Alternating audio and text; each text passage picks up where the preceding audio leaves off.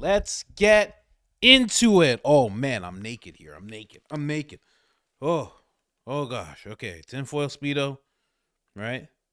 Headphones on. Coach Colin here. Sold Not For Sale podcast. We got a new pope. I know some of you don't care, but listen. What I do here, okay, is I always find the funny. So you may not care about the new pope, but we're going to tell some jokes right now, okay? That's how it goes. Get this chair out of my way.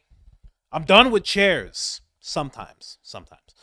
Anyways, guys, let's get into it. This is your new pope. I don't like the look of him. I'm going to say it. Is it just me? Oh, he looks a little soft. That was my first thought. So he looks a little soft. All right? Then we started finding out things about him. But before we get into the things that we found out about him, which are not good, let's at least see his first outing as the Pope, dressed in the traditional Pope drip that you can see he has on right now. Let's get into it. And here he is. There he is, Cardinal. And the applause going up, the greeting, the waving, big smiles. How amazing.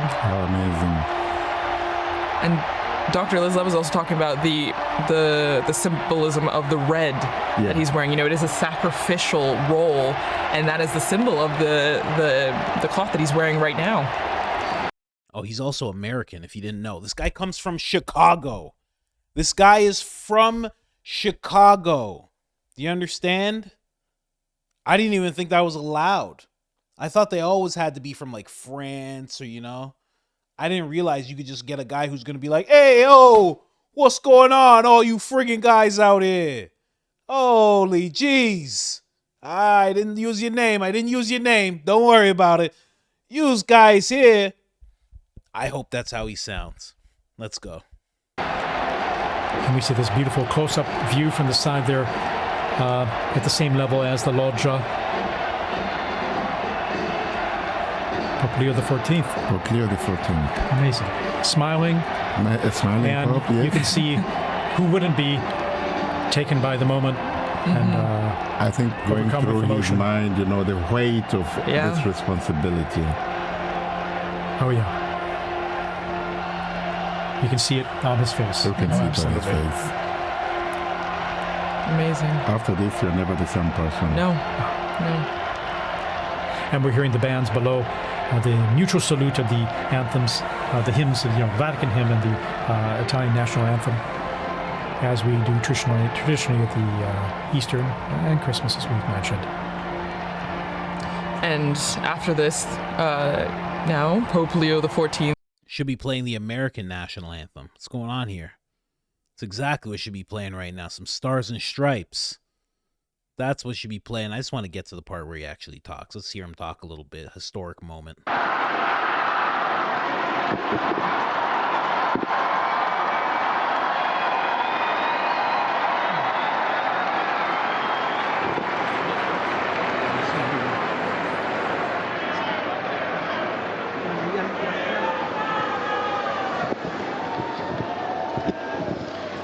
La pace sia con tutti voi.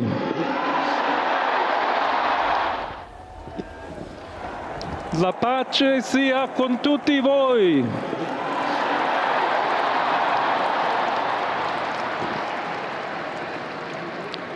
Fratelli, sorelle carissimi, questo è il primo saluto del Cristo risorto, il buon pastore che ha dato la vita per il gregge di Dio. Anch'io vorrei che questo saluto di pace entrasse nel vostro cuore, raggiungesse le vostre famiglie, a tutte le persone, ovunque siano, a tutti i popoli, a tutta la terra. La pace sia con voi.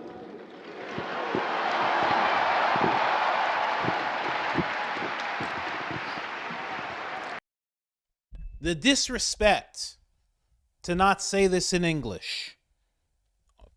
Listen, I respect the Pope. I'm just saying, Where's our translation? I've watched this whole video, guys. We don't get a translation. We don't get a caption at the bottom. We don't get nothing. Nada. Okay, cool. No problem. I'm just saying, how many people who are Catholic are Italian, versus the rest of the world? Come on. There's billions of us. We're like Muslims. There's billions of us. All right, fine. Do it that way if you want to. Conserviamo nei nostri orecchi And quella voce debole ma sempre we still have coraggiosa the sound di in our Papa ears of Francesco, the weak che voice of Pope benediva Francis, Roma. who was blessing Rome here. We have that fresh in our minds, in our hearts, in our ears, hearing his voice. Il Papa che benediva Roma, The Pope who was blessing dava la sua Rome, benedizione al mondo, giving it. All right. I just wanted to give you guys that little bit. Let's get to what we found out about this guy. Charlie Kirk swoops in with some information, and then I'm going to expand on that. Let's go. Hey, everybody. There is a new pope, and the pope is from Chicago. What do we actually know about this new pope? Well, the pope is from Chicago. I am as well. He served in Peru. By the way, I'm not Catholic, by the way. I'm evangelical, but it still matters who the pope is. He is a registered Republican and voted in Republican primaries and ran a pro-life group at Villanova University, so that's a good sign. Also has some, let's just say, not so great tweets about having some willingness for open borders. We'll see kind of how he is on that. Also some George Floyd stuff that I'm not too crazy about. But overall, it seems like he's a pro-life warrior. There's a lot yet to learn about this pope, but I hope that he will be a strong advocate for strong borders and for sovereignty. The first ever American pope. You gotta wonder, why is it that they picked an American pope? Could be a coincidence, could be nothing, or is it they want a voice that is also for the opening of American borders while we have President Trump? Who knows? Let's see. But by the way, borders are biblical. Close your borders. Love your people. You should, of course, love everyone. The best way to love them is to have them make their countries great. And our God is a God of order, a God of structure, and does not want millions of people who we do not know coming into our country in the dilution of sovereignty. So there's a new pope, a lot more to learn about it, and congratulations to all Catholics who are excited about it. Some people are saying he's super liberal. We know he was a registered Republican. Time will tell. And we'll keep all Christians in our prayers, Catholics included, that this is for the betterment of humanity. Oh, man. One of these guys, huh? Let's see what Charlie's talking about here. Oh, that's oh, this right here is for another topic. I'm gonna make another episode about these people, these Met Gala people. Oh my gosh, the worst time of the year. Here, let's move on. So this is the Pope. This is actually, his name is Robert Prevost, and he could have went by Pope Bob. He missed that opportunity. All good. Pope Leo still sounds nice. But somebody actually wrote, and this is what Charlie was talking about, we continue to pray for George Floyd and his family in his honor. And as we prepare for Pentecost, we ask the Holy Spirit to unite us and heal our wounds. May all hatred, violence, prejudice be eradicated so we may live in harmony and in the peace of our Lord Jesus Christ. Now, this is the George Floyd stuff that he's talking about. I could understand why he reposted this, as you can see at the top here. I can see why he reposted it. The guy, man of God, coming together, mending wounds, all of that stuff. Obviously, may all hatred, prejudice be eradicated. Of course, that's what he's going to be for.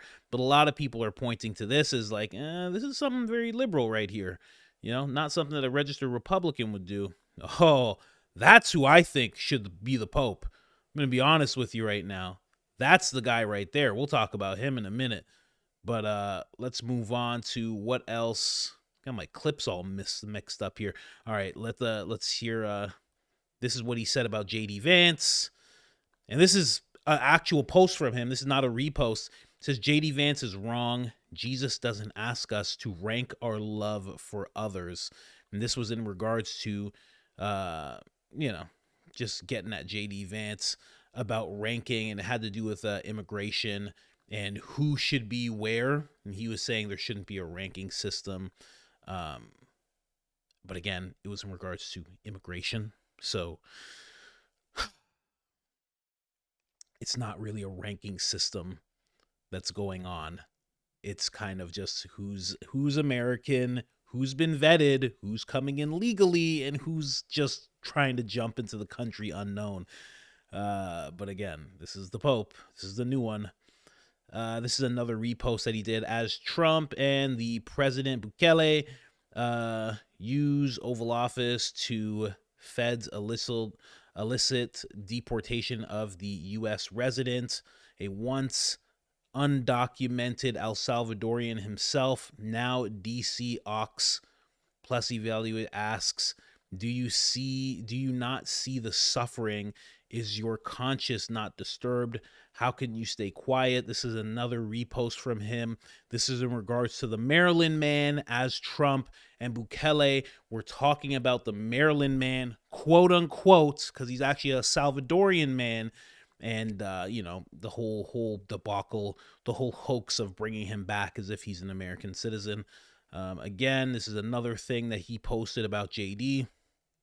Pope Francis letter, JD Vance's Ordo Amoris, and what the gospel asks of all of us on immigration. So again, very lenient on immigration. People are now likening this to open borders. Seems like he's just super liberal about the whole thing. Ah, man, what do you expect? Oh, we'll get to that in a second. This guy's the best. He's the best. What else we have on this Pope? Hold on. All right, let's jump over. Let's jump over to this Pope. So basically, that Pope, very soft guy. He looks it. Let's be honest. He seems young-ish, so he's going to be around for a long time, very possibly. And I'm just going to say again, this is who I think the Pope should be. This guy right here. Boom. That is Cardinal Robert Sarah, or it is pronounced Sarah. I think this guy should have been made Pope, not because he's black, but because people describe him as the Clarence Thomas of the Roman Catholic Church. As soon as a black person doesn't promote transgenderism, socialism, open borders, liberal Democrats rally against him. They don't give a damn about minorities. They only care about maintaining control. Well said by the person who posted this, but he very much is like Clarence Thomas. Let's move on to the proof. Ladies and gentlemen, this was his most favorite. He's an African guy. This is his most recent quote. It's his most famous quote, what he said here. Thank you for Good morning. Me. Morning to you. Why are you gay? Who says I'm gay? You are gay. I'm telling you. I know. You guys don't believe it. You're like, oh, you're making jokes. That was him.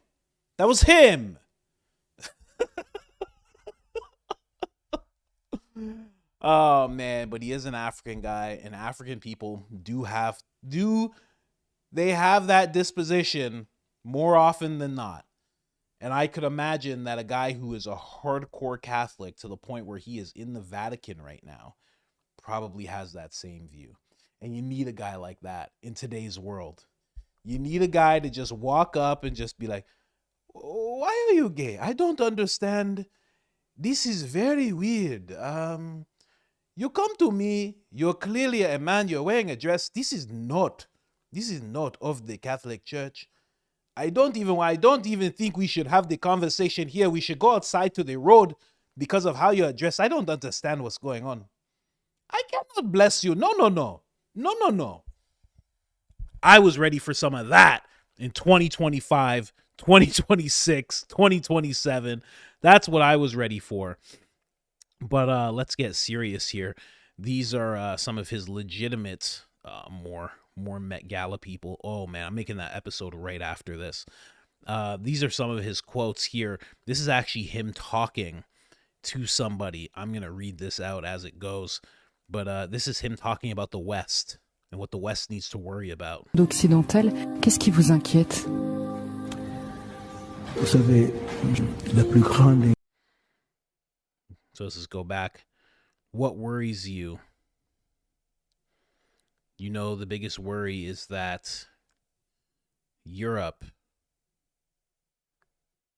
doesn't want any more, or it has lost its sense of its origins. It has lost its roots. Yet, a tree without roots, it dies. And I am afraid the West is dying. There are plenty of signs. No more. You are invaded by other cultures, which will progressively dominate you by their numbers and completely change your culture, your convictions, your values. Man, I'm telling you, man, dude like that would have been great. Another quote that he actually said, and come on, listen, that's a cool looking pope right there. You know what I mean? Would have been. Another quote of his is abortion is the greatest tragedy of our time. Another quote by that man is gender ideology is Luciferian refusal to receive a sexual nature from God. I mean, this guy is based. You want to talk about based? You've never seen anybody so based. That guy should have been the Pope. 100%. You need something like that, but you can't have all the wins in the world, guys. You got Trump, and then you saw Canada, and you were like, oh, Canada's gonna... Nope. Loss over there. But Italy has Meloni. Great. Fantastic. America's got Trump. Great. Fantastic. You don't get all the wins. So, we'll see what this Pope has to say. And like Charlie Kirk brought up, maybe it's so there's an actual American who's the Pope who's now saying, hey, the borders should be open. You should love everybody. Stop this deportation, etc., etc. Have this external big voice, which let's be honest, most Americans don't care what the Pope has to say in regards to foreign policy, American policy, anything of the sort. I mean, let's be honest. I know some of you do, but more of you don't. Let's be real. So we'll see if that's the actual case. Funny enough, I'm talking to my buddy here. He actually wrote, he said, yo, Trump made that picture of himself as the Pope because he knew it was going to be an American Pope. That's actually really funny. That could be possible. Donald Trump's like, I wasn't that far off, okay? New York is not that far away from Chicago, okay? We have an American Pope now, and I heard he's a left-wing lunatic, which is fine, completely fine. Judges don't tell me what to do, and you better believe popes don't tell me what to do either. I'm Christian, okay? I don't have to take orders from the Pope. Anyway, guys. Man, we'll see what happens. Either way, just like any world leader, I always say the hope is that they do right by whoever they're leading. You know, you don't all of a sudden pray for the downfall of a place just because the person who's been elected or appointed is someone that you'd rather not see in that position. So hopefully it's all good. I just wanted to bring you those jokes. I'm out.